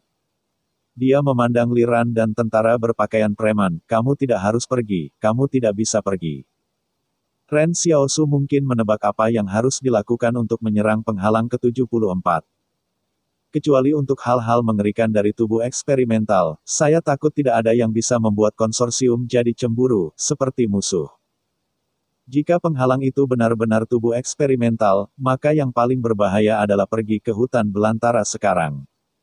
Adapun tentara berpakaian preman, siapapun yang memanggil tidak akan memindahkan penghalang penduduk, yang bahkan lebih omong kosong, tubuh eksperimental adalah jenis pembantaian. Zhou Yingsui melihat wajah Xiao Su begitu serius dan dengan cepat bertanya, ada apa?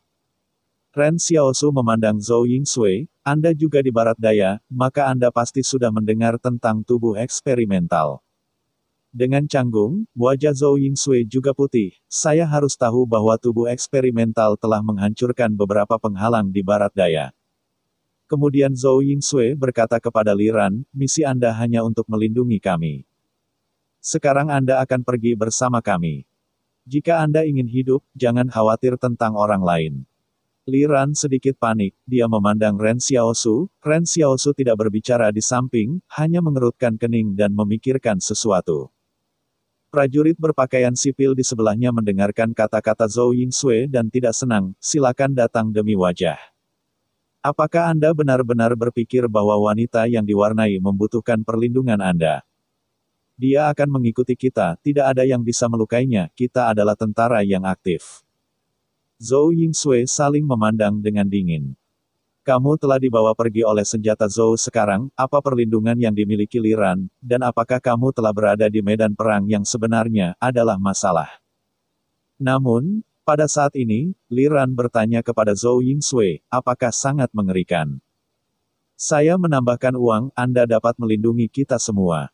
Petugas berpakaian sipil memblokir.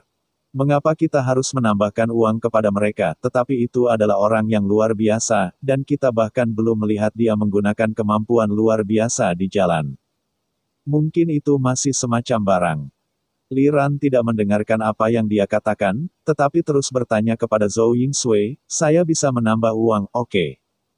Namun, yang mengejutkan Li Ran adalah bahwa Zhou Yingsui menoleh dan menatap Ren Xiaosu, yang sepertinya menanyakan arti Ren Xiaosu. Pada saat ini, Li Ran tiba-tiba menemukan bahwa millet kecil ini mungkin bukan asisten sama sekali. Jika tidak, bagaimana Zhou Yingsui akan meminta asistennya? Namun, saya berpikir bahwa Li Ran merasa semuanya masuk akal. Bahkan Zhou Yingsui tidak dapat menghentikan akting Ren Xiao sendirian. Jika itu hanya asisten kecil, bagaimana bisa begitu sombong? Selama pidato, Mu Elektik keluar dari lift hotel. Dia mendengar gerakan luar di dalam ruangan dan berlari keluar. Dia ingin bergabung dengan pasukan besar dan melihat apa yang harus dilakukan. Mu Elegi melihat jalan buntu di lobi dan bertanya apa yang sedang terjadi. Akibatnya, kru memberitahu staf bahwa penghalang mungkin menghadapi serangan oleh makhluk tak dikenal, dan itu sangat kuat. Sekarang Li Ran ingin meminta Zhou Yingsui dan Ren Xiaosu untuk melindungi Li Ran. Para prajurit berpakaian preman di sekelilingku tidak membiarkannya. Ketika penyanyimu mendengarkan ini, dia berbalik dan berlari ke Ren Xiaosu. Dia hampir harus memegang tangan Ren Xiaosu. Dia berkata dengan tulus, saya punya uang, tolong lindungi saya. Hidup saya harus didedikasikan untuk seni. Didedikasikan untuk monster. Semua orang di lobi tertegun, Li Ran melihat lagumu langsung ke Xiaosu, bukan Zhou Yingsui. Dia tidak terkejut sama sekali, seolah-olah ini masuk akal. Jika tidak, mengapa Mu Liangge selalu ingin Ren Xiaosu membintangi filmnya? Bahkan mengejar penghalang ke-74. Ini masuk akal.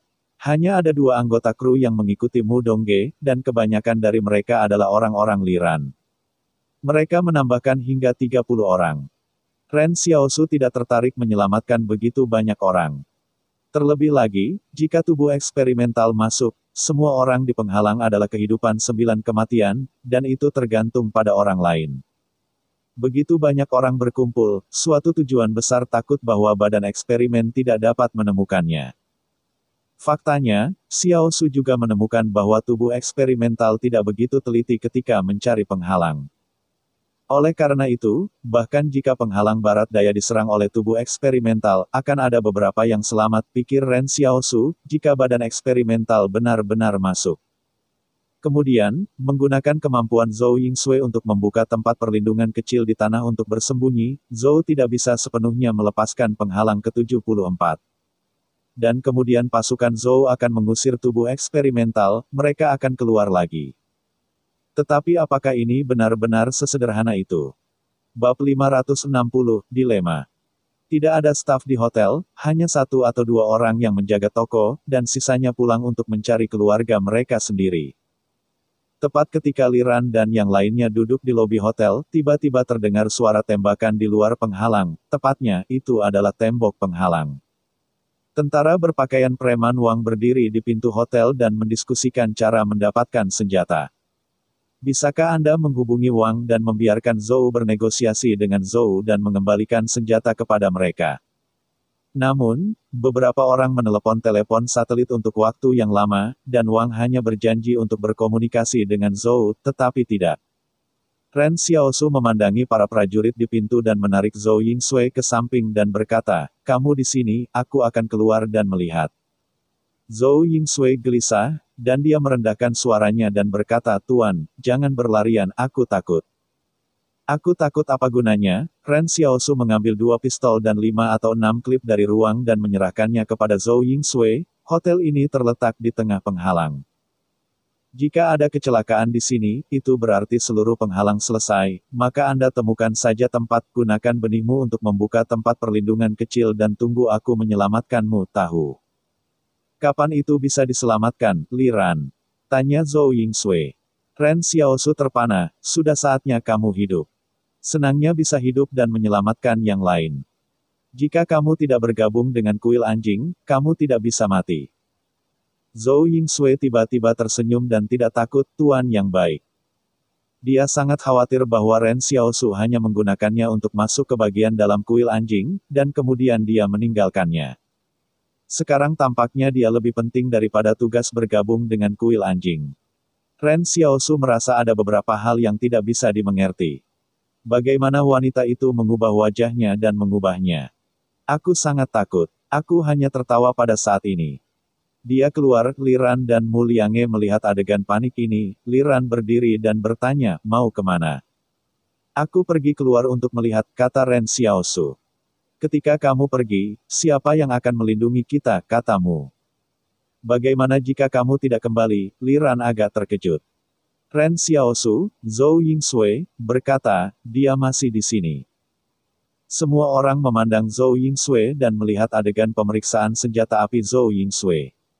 Semua orang tidak tahu bagaimana Zhou Yingsui membawa senjata api ke dalam penghalang. Ren Xiaosu memandangi tentara berpakaian preman dan menyeringai dan berkata, "Tidak ada lagi dari mereka, mereka akan melindungimu." Para prajurit melihat 2 senjata di tangan Zhou Yingsui dan mata mereka cerah, "Kami adalah tentara yang aktif. Karena kami melindungi semua orang, kedua senjata itu harus digunakan oleh kami, dan senjata kami lebih baik." Ren Xiaosu tersenyum dingin, "Zhou Yingsui, seseorang akan mengambil pistol setelah aku pergi, dan kamu akan menembaknya langsung." Zhou Yingsui juga dengan tenang berkata, "Anda menggunakan senjata lebih baik. Anda tidak dapat menyimpan senjata Anda, tetapi Anda dapat berbicara tentang apa yang harus digunakan dengan senjata." Setelah mengatakan bahwa Xiaosu akan keluar, Anda harus tahu bahwa Zhou Yingsui bukan wanita yang lemah. Ia adalah pemain yang bisa berbohong padanya tanpa mengubah wajahnya. Jika tentara berpakaian preman ini ingin memainkan ide Zhou Yingsui, diperkirakan mereka akan melakukan kekerasan malam ini. Ren Xiaosu pergi ke barat dan pergi ke barat. Itu harus menjadi medan perang utama pasukan Zhou menghadapi badan eksperimen. Hasilnya ada di jalan. Tiba-tiba dia melihat lebih dari selusin orang luar biasa berpakaian hitam, sama seperti dia. Kecepatan terbang di atas gedung, dan pihak lain melihatnya dan hanya meliriknya. Dia tidak banyak bicara. Aneh, dari tempat saya kehabisan lebih dari selusin orang yang luar biasa. Saat berikutnya, Ren Xiaosu melihat kerudung di sisi lain pinggang. Ini bukan pisau keramik dari perusahaan pemadam kebakaran. Tunggu, belasan orang ini sebenarnya anggota perusahaan pemadam kebakaran. Saya takut bahwa sebelum kedatangan badan eksperimen, mereka bersembunyi di penghalang ke-74. Tetapi karena orang lain adalah orang dari perusahaan pemadam kebakaran, bagaimana mungkin Anda tidak menyentuh orang luar biasa seperti Anda? Ren Xiaosu diam-diam mengubah arah, diikuti oleh bayangan ingin melihat apa yang ingin dilakukan perusahaan pemadam kebakaran ini. Tembakan di dinding penghalang telah berhenti, dan Ren Xiaosu tidak tahu apa yang terjadi di luar. Perlahan, anggota regu pemadam kebakaran dan Ren Xiaosu berada dekat dengan tembok-tembok barat. Tetapi mereka melihat anggota regu pemadam kebakaran secara langsung menemukan tentara Zhou untuk memberitahukan identitas mereka, dan bahkan pergi ke tembok. Ren Xiaosu melihat pemandangan dengan cermin target dan melihat bahwa pasukan Zhou membagikan senjata api kepada anggota perusahaan pemadam kebakaran. Tampaknya para anggota perusahaan pemadam kebakaran harus bekerja sama dengan pasukan Zhou untuk mempertahankan kota. Perusahaan pemadam kebakaran membantu para pembela HAM dalam melindungi kota di belakang penghalang. Ternyata orang-orang dari perusahaan pemadam kebakaran tidak menangkap diri mereka sendiri karena mereka memiliki hal-hal yang lebih penting. Ini bisa sedikit ditumbangkan oleh pengetahuan Ren Xiaosu, ketika bencana umum umat manusia datang, bahkan organisasi perusahaan pemadam kebakaran telah menjadi bagian dari kekuatan pertahanan. Faktanya, Ren Xiaosu juga memahami bahwa jika pasukan Zhou runtuh, ratusan ribu orang di seluruh penghalang akan menderita, tetapi jujur saja. Dia tidak berharap perusahaan pemadam kebakaran mengambil inisiatif untuk berdiri. Pada saat ini, baik Lao Li dan Qin Hao sudah mendapatkan senjata api yang didistribusikan oleh pasukan Zhou, namun, Zhou tidak memberikan tugas khusus kepada mereka, namun jika badan eksperimental bergegas ke tembok kota, mereka akan membutuhkan orang-orang luar biasa ini untuk melawan. Lagi pula, pada saat itu, pistol dan senapan otomatis sulit untuk membunuh tubuh eksperimental secara langsung, dan kemampuan lawan untuk bergerak sangat kuat. Sehingga ada tubuh eksperimental yang memanjat tembok, yang merupakan ancaman besar bagi seluruh sistem pertahanan, dan bahkan mungkin memiliki lebih banyak badan eksperimental bergegas. Menyebabkan seluruh garis runtuh. Pada saat itu, Anda hanya dapat mengandalkan benteng yang baru dibangun di kota, tetapi itu hanya perlu. Pada saat ini, badan eksperimen hanya ingin memulai tuduhan. Akibatnya, Zhou baru saja membunuh puluhan mayat eksperimental dengan senapan mesin berat dan pihak lain kembali ke hutan. Pada saat tubuh eksperimental keluar dari hutan, semua orang di dinding tertegun, karena tubuh eksperimental mendorong ratusan manusia hidup lebih dekat ke penghalang. Orang-orang itu mungkin masih saling mengenal, hanya untuk menghindari konsorsium menghindari para pengungsi di hutan belantara. Menurut akal sehat tubuh eksperimental harus bisa membunuh orang, tetapi sekarang berbeda. Pihak lain telah belajar untuk mendorong umat manusia. Jika tidak ada senapan mesin berat di tangan manusia, maka bunuh jenis yang sama dan ucapkan itu. Dinding timur penghalang juga menghadapi dilema seperti itu, badan percobaan tidak hanya mengusir para emigran. Tetapi juga sejumlah besar tentara mengenakan seragam biru Zhou, tampaknya mereka ditangkap dalam bala bantuan penghalang ke-73 sebelumnya. Menembak atau tidak menembak. Lao Li, Qin Lan, dan anggota-anggota perusahaan pemadam kebakaran tidak berbicara karena mereka hanya bertahan dan mereka tidak dapat memimpin.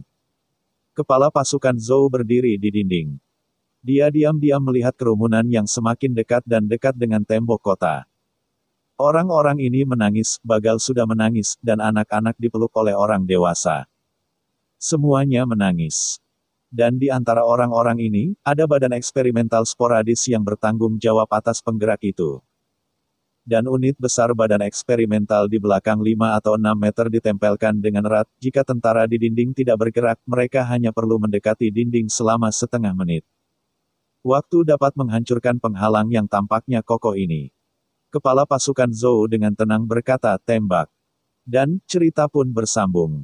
Terima kasih buat Anda yang sudah mengikuti alur cerita The First Order di channel Dongeng Donghua, dan yang sudah bantu subscribe. Semoga selalu diberi kesehatan, dimudahkan segala urusan, dilancarkan usahanya, dan dimurahkan rezekinya. Bagi yang suka dengan alur cerita Donghua yang lainnya, silahkan cek di playlist, yang tentunya pasti tidak akan kalah seru ceritanya. Dan semuanya sudah Mimin rangkum di sana. Semoga bisa terhibur dan terima kasih.